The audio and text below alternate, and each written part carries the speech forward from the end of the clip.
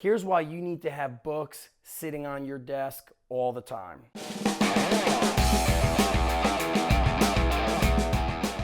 Spartans, welcome back to another episode of The Spartan Way. I'm your host, Zach EVEN-ESH, coming to you from Pittsfield, Vermont.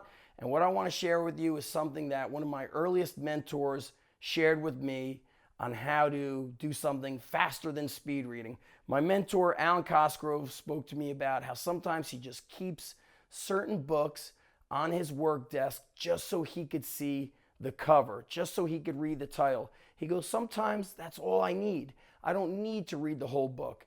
Not to say he doesn't read books or I don't read books, but he spoke to me about the power of the title. So I want to share with you some books that I shift on and off my working desk that'll give you an idea of what I mean. They give you a good kick in the butt that we all need.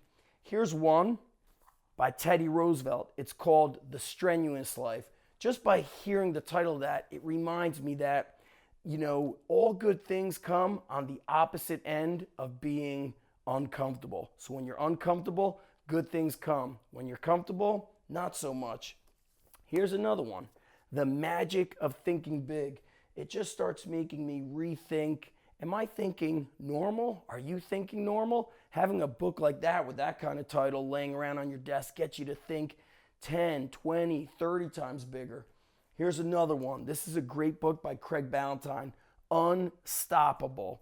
Simply reading that makes me remind that if we change our thoughts, we're going to change the way we act. We're going to change the way we work.